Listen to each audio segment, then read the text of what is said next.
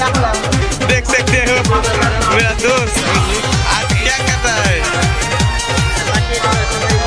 आज कमाएंगा तो कल बैठ के खाएंगा, ठीक है ना।